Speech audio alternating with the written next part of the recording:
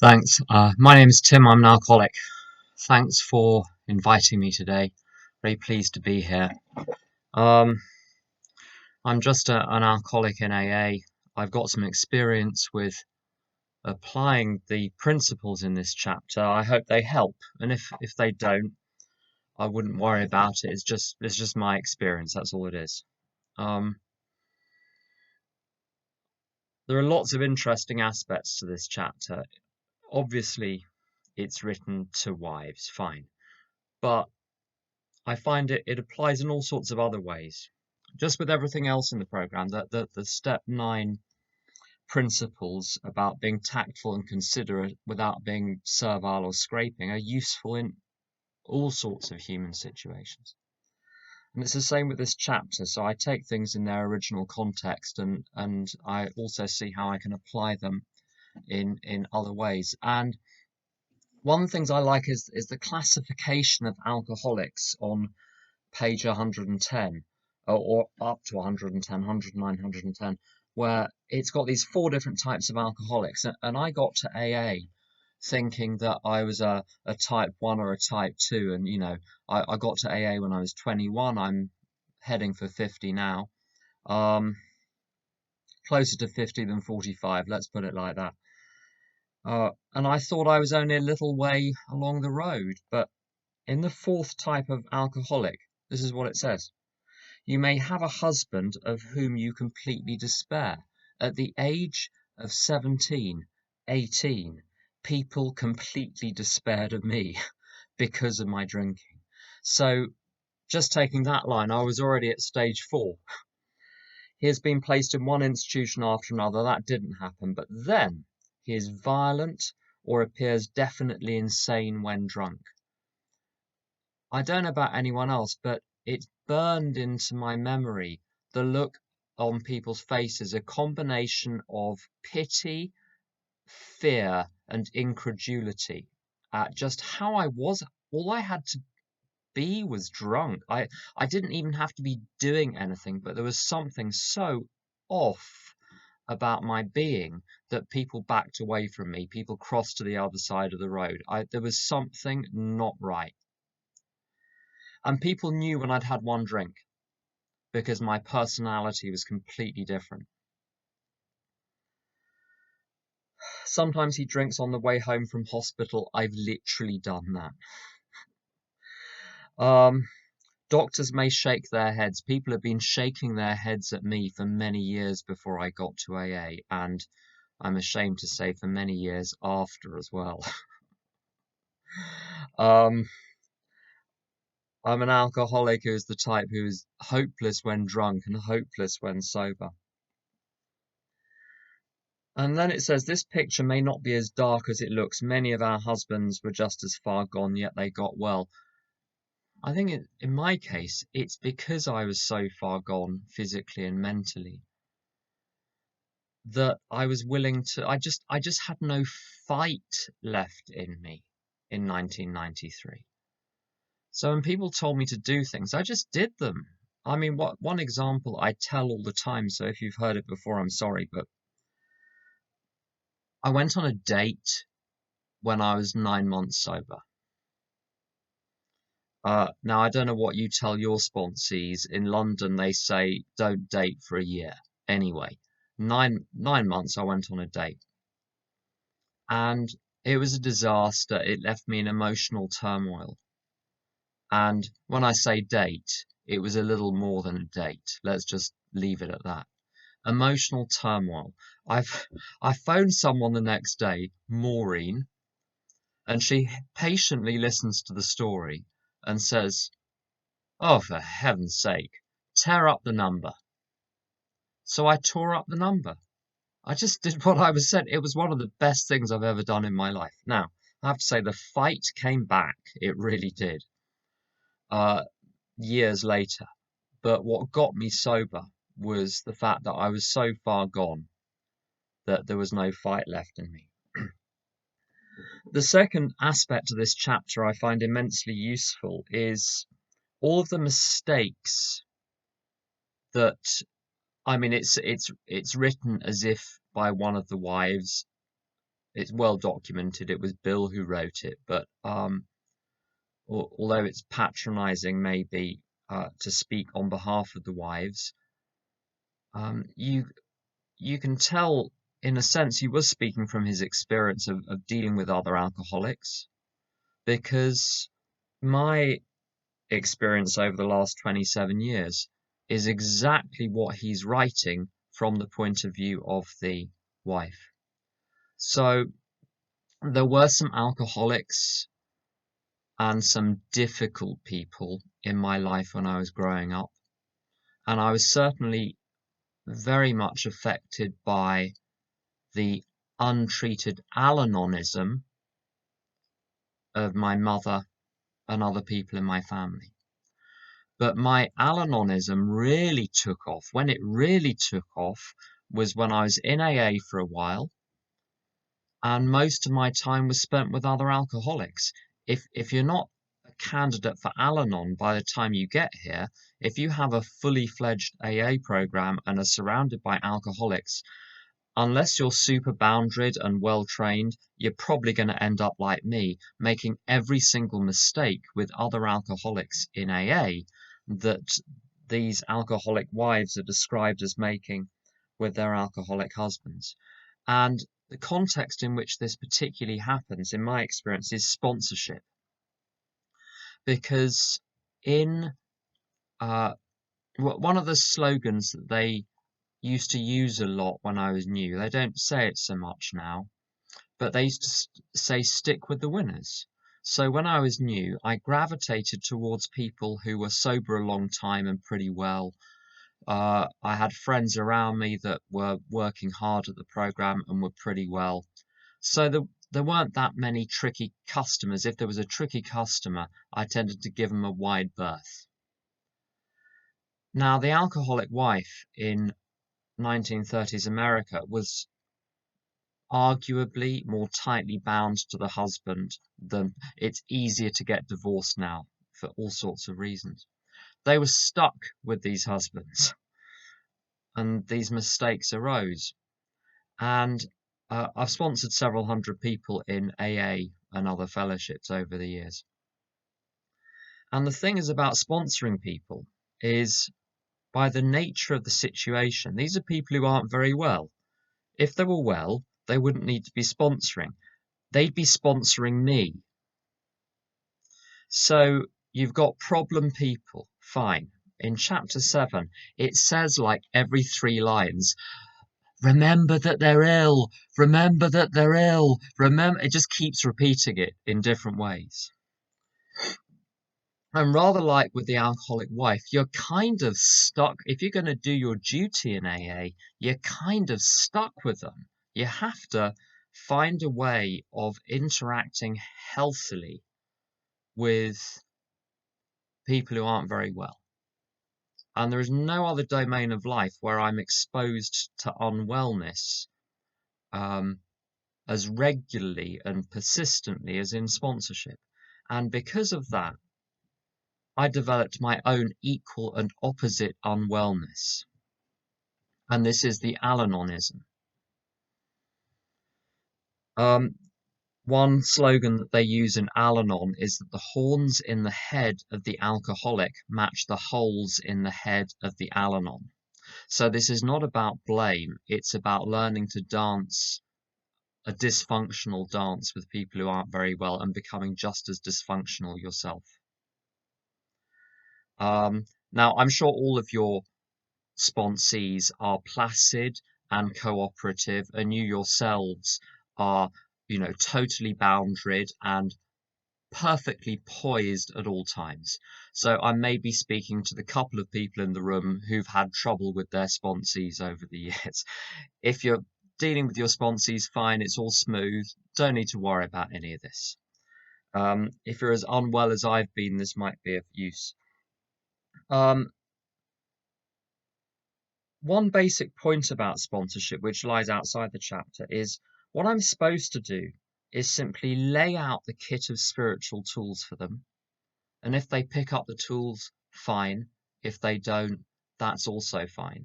Now, those instructions are not complicated, but I get I get entangled with people. I'm really boundaried now. There's been a huge amount of change, but historically, like with the first 100 sponsees, I got super entangled in all sorts of ways. And the passages which are relevant here are from they start from 105. It's where the wife is talking about the mistakes they've made, so they hope that other people won't make the same mistakes.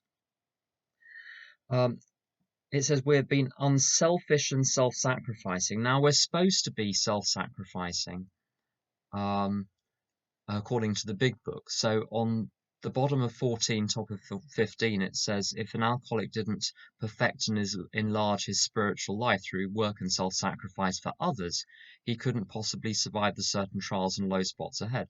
But what I'm sacrificing there is the self of ego, the self of ambition, the self of pride, the self of conceit, the self of vanity.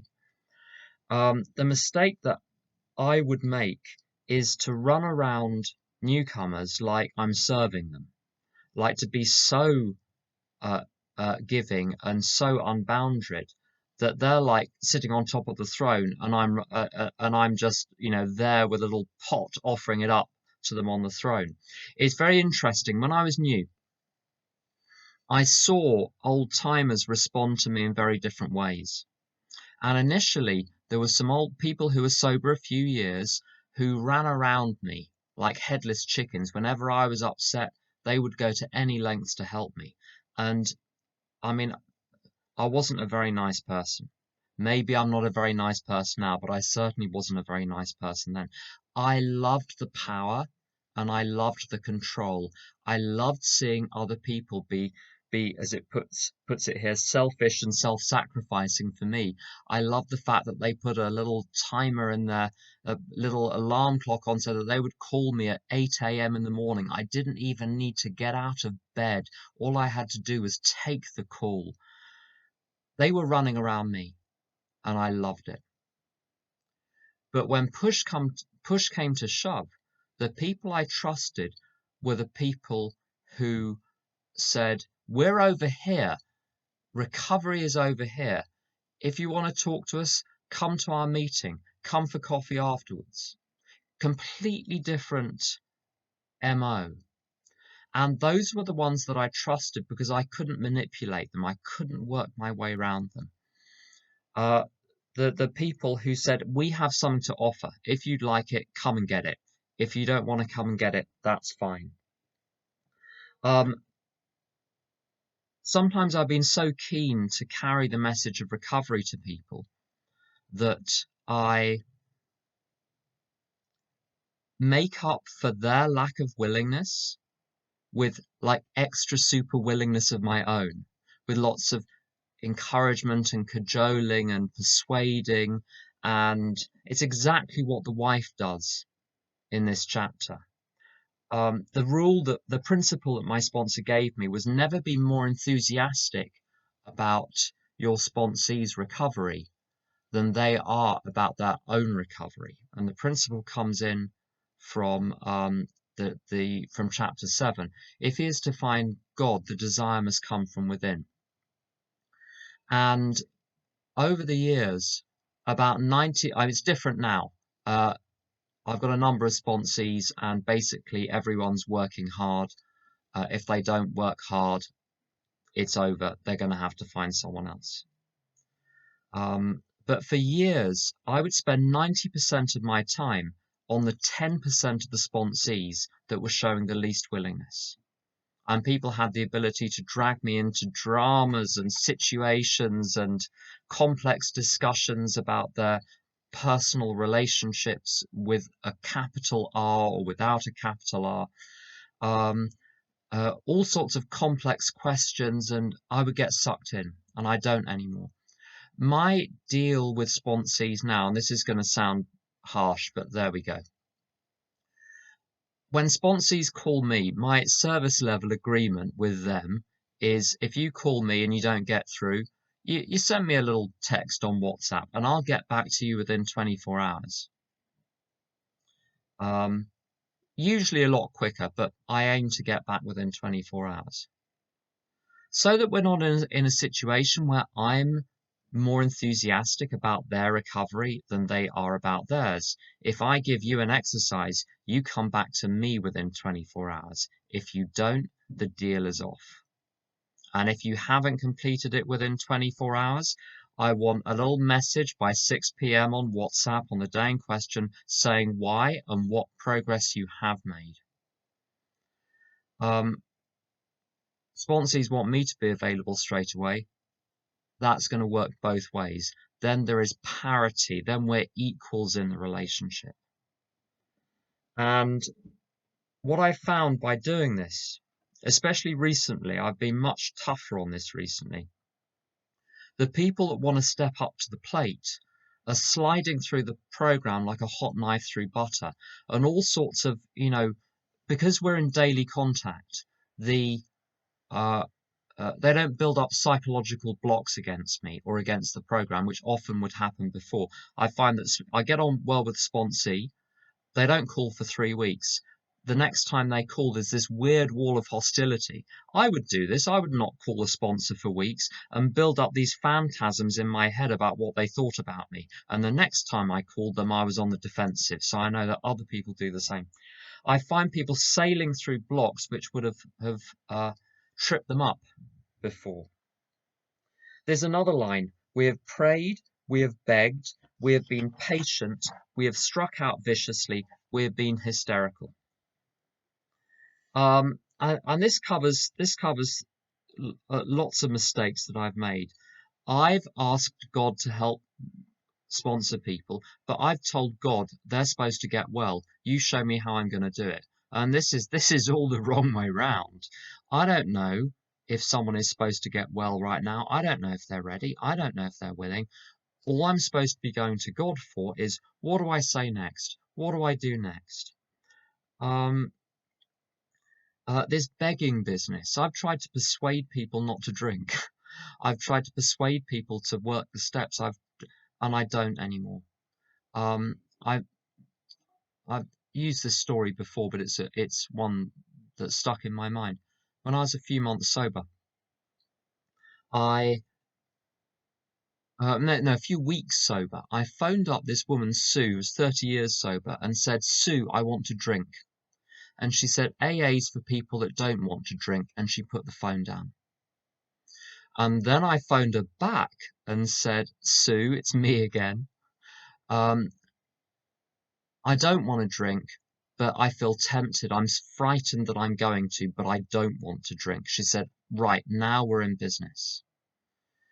She wasn't going to play the game of persuasion, which is where, as a friend of mine describes it, it's like wrestling a greased pig. You're the one that gets covered in mud, and the pig loves it. I've been the greased pig. When I'm ready, I just listen and follow what people said. There's a principle which actually I get from outside AA, from my religious tradition, where you just say yes first and then you ask questions later. When my sponsor asks me to do something, I say yes first and do it, and I might ask questions later. Usually, just by doing it, I don't need to ask the question. He has never begged me to do anything. I don't know if any of you have ever been a tiny little bit irritated on occasion with a sponsee and adopted a tone you wouldn't want other people to overhear. I've done that. We've struck out viciously. We've been hysterical. I've been both. The thing that I've been working on for the last 10 years, I'm going to give it another 10 years before it fully kicks in, is being completely at peace when I'm talking to sponsees. If I'm not at peace, I need to withdraw from the situation, come back later. A trick, there's a neighbour of mine. It's like Rear Window here. I can see a whole load of flats opposite and they can see into my flat.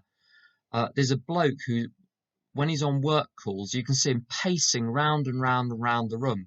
And then I realised when I'm on the phone to a sponsee, I pace round and round and round the room as well.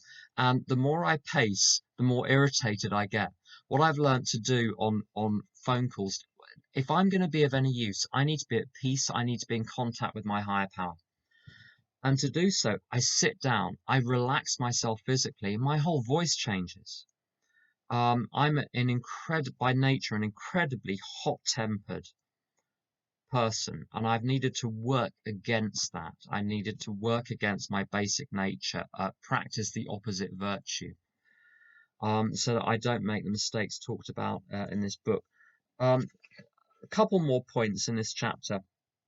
It says, our men have sworn great solemn oaths that they were through drinking forever. We have believed them when no one else could or would. Then in days, weeks, or months, a fresh outburst. Now, I've had sponsees that have become serial relapsers. And I don't think I've ever succeeded with, I've succeeded. I don't think I've ever had a sponsee who's been a serial relapser, who, in staying with me as their sponsor through more than one or two relapses, has made it. There are people that come to me as a sponsor who've been relapsing for 5 years, 10 years, 20 years, and they come to me, we go through the steps, they get well. But once that relapsing pattern starts, I found it useful for a couple of relapses, maybe one relapse, maybe two. We examine what happened, we recalibrate, we look at the first 3 steps, we look at the mistakes, we look at the willingness. And either it takes or it doesn't. And it often takes. But if it doesn't, I let go. I say, look, I don't know if this is me, I don't know if it's you, but something's not working. And I've got to have, a friend of mine is a Jesuit priest, says, have the grace to know when you're out of your depth. Have the grace to know when it's not your job to continue here.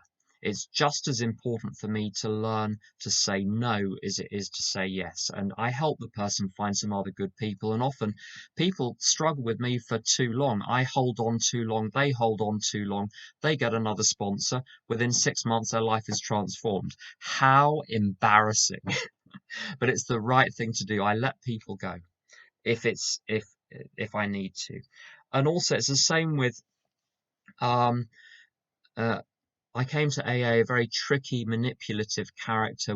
I get very entangled with other people, and develop tricky, entangled relationships with lots of reacting and resisting. And I would reject sponsors' help, but keep going back for it. I reproach them in all sorts of ways. And as soon as one of those weird patterns develops with a sponsor, the deal is off. I've been sponsored by a lot of different people over the years. I've had the same sponsor for about 12 years, 11, 12 years now. But before that, I had a lot of different people that helped me. And one thing that was interesting was that they're all very different. But they all said this, they all use the same phrase: business is business. It's an intimate relationship in some ways, sponsorship. But it's also, there's got to be some balance. There's got to be some emotional distance. I've got to be able to say really difficult, challenging things because I feel guided to, without being worried that they're going to dislike me, badmouth me to other people, never call me again, react in a hostile way. I've got to have that distance. Uh, Jim W., who sponsored my sponsor, said you've got to rise above the problem. If you get entangled with the problem, you become part of the problem. So I've got to remember it's the higher power that helps other people in AA. I've never helped anyone. I've made myself available as a channel, and sometimes people have been helped. I wanted to talk about some other stuff, but I'm coming up to the 25 minutes now.